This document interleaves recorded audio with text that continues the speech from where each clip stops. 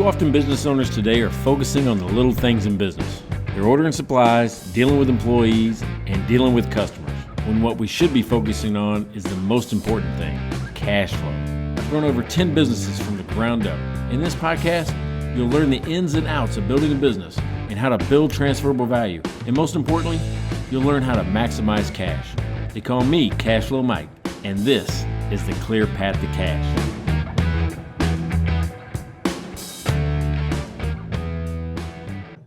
Hey, it's Cash Flow Mike, and welcome to the Clear Path to Cash podcast. And I tell you what, I have been waiting for this episode for about 9 months. I mean, it's my favorite episode. I'm going to label it right now, and we haven't even done it yet, but it's going to be my favorite episode from this point forward because I'm joined by my friend and the CEO of Simplex Financials, Robert J Chandler. Hey, Rob, welcome to the show. Well, thank you for having me, Mike. And you just gave me chills with that introduction. Meeting you 10 years ago in San Antonio.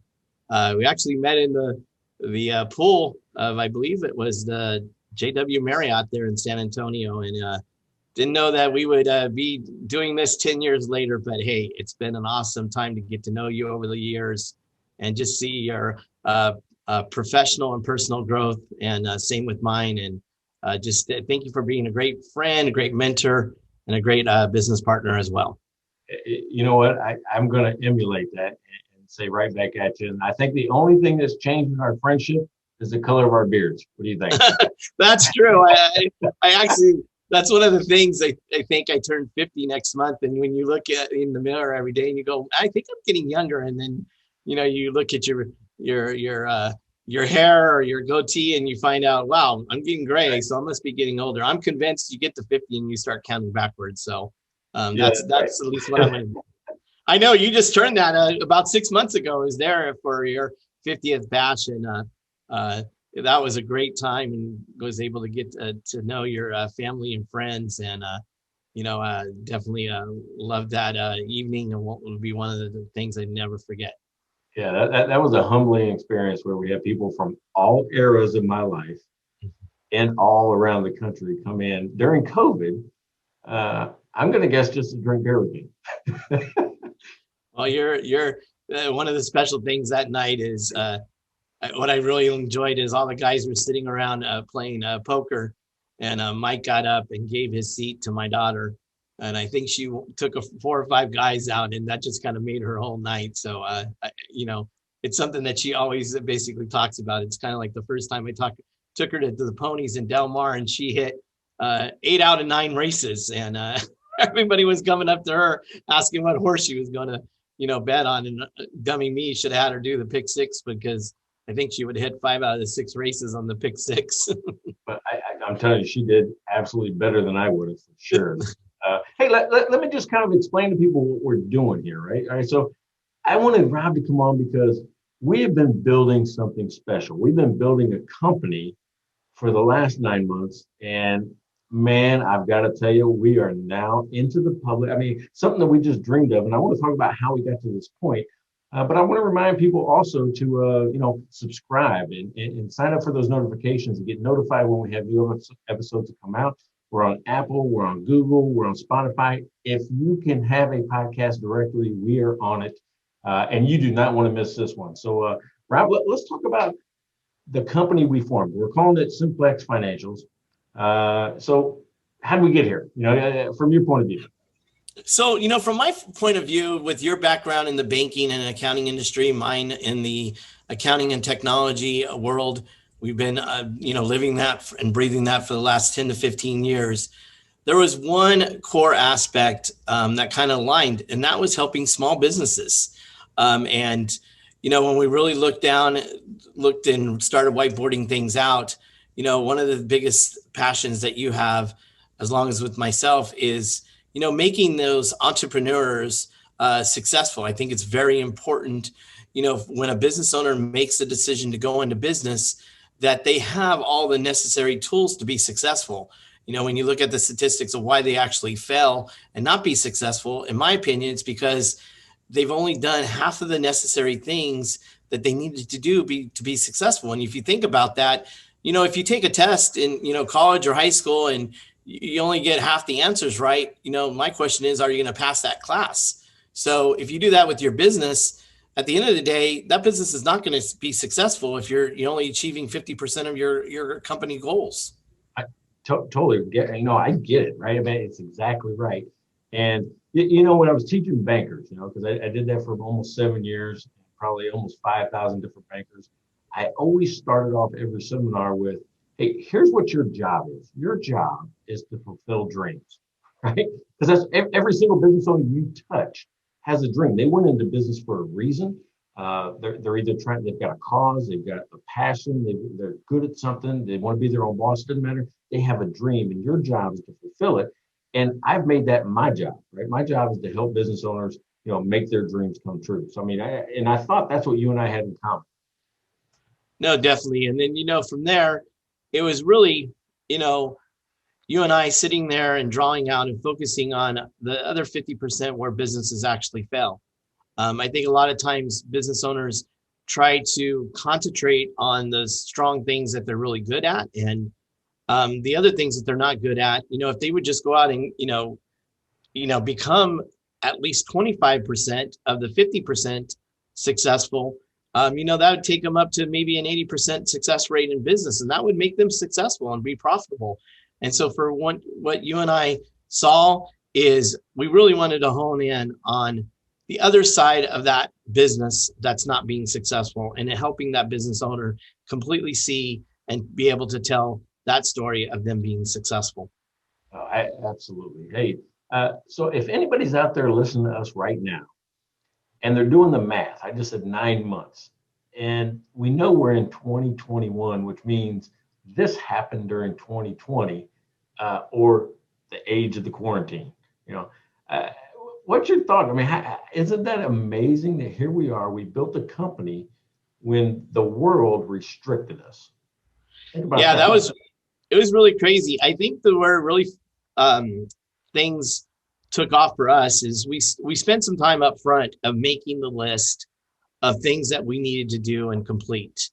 And then you and I just kind of divide and conquered based upon our strengths. So I think a lot of times when business owners struggle, the areas of weakness, that doesn't mean that you have to go out there and do those areas of weaknesses, but maybe you have to go out there and find the individuals, or work with your team and, associates, consultants to help you achieve that other 50%. And I think from that standpoint, Mike, what we did is, I would go out and accomplish something, whether it was putting together a budget, and then the next day you came in and took a look at the budget that I put together, and we fine tuned it. And at the end, okay, we checked that box. We did that with the pitch deck and, the business plan and, prototype and the MVP.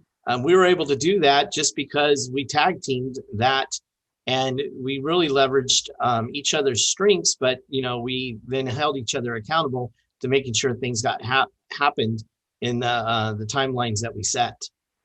Yeah, and I remember us thinking back after the first quarter, the first 90 days, and we just listed all the things that happened. And I'm telling you, you can only do that if you have a partner that covers your blind spots and acts at the same space, right? The same pace that you're going. I mean, it's that cadence of it was just marching forward every single day. And let me just list off some of the accomplishments, see if you remember, right? So we came up with the idea, we wrote a business plan, we designed a product, we prototyped the product, we raised money, we bought a building, we rehabbed a building, we bought and we furnished the building, we started a hiring, a hiring plan, 90 days.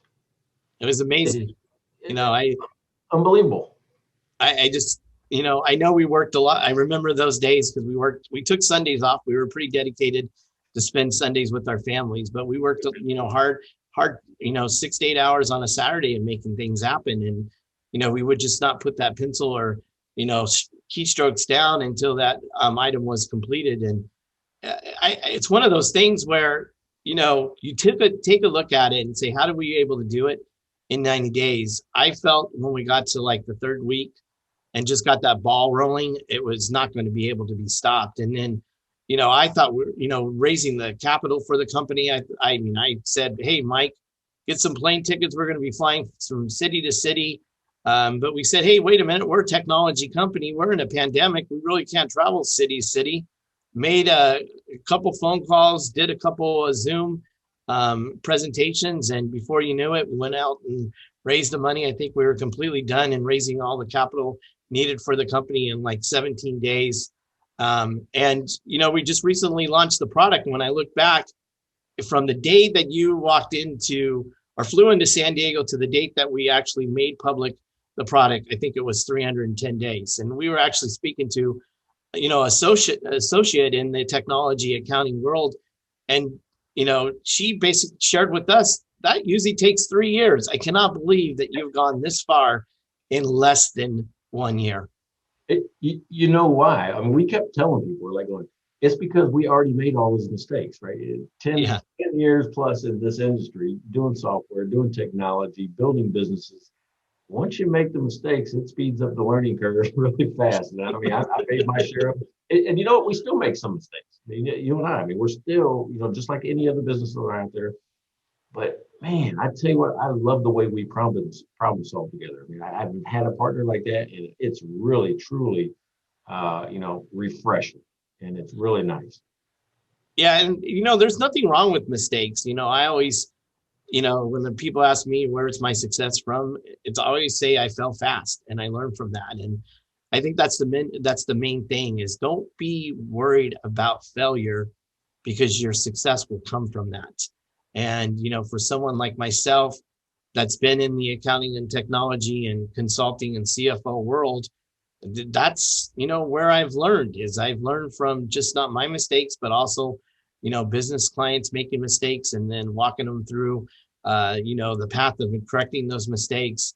And so before you know it, you do that for a good period of time and it just becomes automatic. It's kind of like, memorizing what channel ESPN's on, just know where to go and turn into whatever you're looking to watch. That's right. And we have an incredible network of people that have helped us. We just have. No, Hey, I want definitely. to remind people, man, don't forget to subscribe. If you are just now tuning into this episode or just forgot who we were talking to, this is Robert J Chandler. He's the CEO of Simplex Financials. And we're talking about how he formed Simplex Financials. And what I want to talk about next is the product, right? The product, what it is, what we're trying to do, what we're trying to accomplish. And we've had such incredible success. A lot of people trying to get their hands on this thing, to look at it, to understand what it is that we're doing and incorporate it in their lives. But we also had a problem. Do you remember the biggest problem we've had with the product? People probably trying to understand what is social financial. I think that's been one of the questions that we get asked all the time. They understand social media, they understand, Facebook, Twitter, and LinkedIn, but what is social financial? And I think that's, one of the things that, we get asked all the time is we understand we understand the word social, we understand the word financial, but what does those two words mean together? Yeah, exactly, right. And we say that it's a platform that allows companies to connect their data and their people so they can collaborate and grow their company, right? And understand better their history, their culture, their goals and objectives. Social financial really puts all the context around all the numbers. That's really what we're trying to do. But I want to refer to another problem. I feel like it's a good lesson learned for others. One of the hardest things that we had in this product was the name. You remember? It's the hardest. Oh yeah. What do we call this thing, right? And we came out the door with a name. We thought we were good guns. We had attorneys tell us it was great. Ran into a little bit of a trademark issue that stopped us in our tracks, right? So we had to kind of recast and reshape. But one of the hardest things I thought to do was, how do you make a name? And there's probably some other people out there that have this problem. Come up with a name that isn't trademarked, that you can get the domain for, that you can get all the social media handles for. Wasn't that crazy? Yeah, I mean, it was almost when we made the decision to not fight it from a litigation standpoint, which I always recommend is how can you resolve a situation pretty fast. I think it took us almost 3 weeks, and it was a lot of dedication hours. I think about 6 to 7 people spending time on this daily, and just, throwing a lot of things at it. And, what we had to do is to really kind of think outside the box. We were trying to think of, one just single word that could describe what we do. And as you know, the domain world, and the, company name world is just, it's, the world is just big. And, every time we would think we would be going down a path, we'd find out that something was the trademark wasn't available, the domain wasn't available, or it was, the name was in a different country or something like that. We were always hitting a roadblock in the road. Yeah. We were even making up words and thinking we were making up words, and they were taking spelling words the wrong way, doing all the above. But in the end, I think we landed on the perfect name, and you got it right over your shoulder right now. Path by Simplex Financials. Path just says it, right? No, the good thing about it is, as we have found out, that the financial data only tells half the story. So the reason why we came up the word with path is your company is a journey. If you just think about, if you have any children, they're going to grow up to be, adults, and they're going to leave your house and go on to, have a family. But what they've done throughout those periods of years is they've taken this journey, and so has your company. And so we believe, with a product like ours, we will be able to take you to that path of success. Because at the end, what's one of the proud moments is if you're a father walking your daughter down the aisle and she's met someone that kind of mirrors yourself, because that's what daughters look for. Daughters look for, a man just like their father. And so, just like what we're helping businesses do is to take this path to success, just like you and I have had successful business exits. And, we believe that a product like Path will help you, be able to achieve those goals and to allow you to know where those areas in your business that needs to be addressed so you can be successful to enter that stage of financial freedom. Yeah, that's really good, right? So what we're trying to do is allow a company to really use their data to connect their team to the action that they have to take, right? You hear, data-driven decisions and things like that, but nobody really tells you how to do it, right? How to actually take that action. What should I do when the ratio says this? How do I turn that ratio into an action? And that's one of the key components that we put in there is that AI-driven suggestion system that says, hey, when this is off a little bit, here's some things you can do. And that, I think, is the power behind Path, is being able to not only have the AI-driven suggestions, but your team members are saying, yeah, that's good, but because we're in this situation, we're working in it every day, here's a better idea, right? So everyone can contribute. Yeah, and that's great. And what's really nice about the product is very easy to use. It's user friendly. We have what we call the bridge, where you can have all those communications with your team members. You can capture items on the bridge to create the milestones. If you see things on the bridge, you can create the to-do list. You can visit the data mash, which is data slicing. So if you're working with the marketing team, you can give them access just to the marketing expenses and have collaboration and conversations regarding that. Attach documents, attach images, anything that you need to do for your business, it's right there. And it's really key, because what it does is it eliminates all the noise. You think about communication today, you're getting emails, from clients and from vendors and from associates and from legal and banking and all this type of things. And that's all kinds of noise, because what you're really wanting to pay attention to what's actually taking place inside your business. And that's exactly what Path does, is allows you to eliminate the noise and hone into what is actually correspondence in your business and things that you need to address, because that's where you should be spending your time at. The other noise, you can deal with that, not maybe during the core times of the business, but, if you see something pop up where, someone needs an answer, or if it's affecting revenues or expenses are too high, those type of things, you're going to be able to see it as it takes place, and you're going to be able to make the decision. You're going to be able to get off the freeway because there's an accident ahead of you, and, make that decision to take you to your goals a lot faster, and, and concise and clear and more profitable. Just like Waze. Exactly. Hey, what's funny is in the last week, I've had two industry influencers say things that just resonated. I mean, I'm sure that happens to you too. But Michelle Long had said, what I like about Path is that the average business owner uses 18 different apps to just run their business. If you start thinking about it, and I think it's probably higher than that. Quite frankly, I mean, I think there's so many things out there that you can use. Well, that statistic's actually, correct, because when I was the CEO of Cloud9, we had to manage those 18 applications. And, one of the things that we struggled with is all the integrations, because we would add, a software to it, and then it would break two other softwares. And, you would add two softwares and it would break four softwares. And so trying to get all those 18 softwares to integrate and not cause problems or issues. I mean, technical support was a nightmare for us managing those 18 applications. Well, and exactly right. I mean, and I'm sure we're going to run into some integration issues as we grow. Sure. What she was saying is you go from 18, there's some of them that I can make some decisions on. Do I really need, because it's in Path?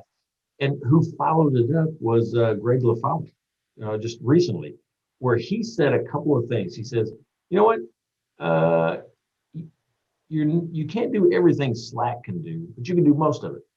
You can't do everything Teams can do, but you can do most of it. I mean, he just went through a whole list of like 5 or 6 different things where we might not be 100% what that app is, but it may be just enough that you need. So you don't need 15 apps, you maybe just need Path.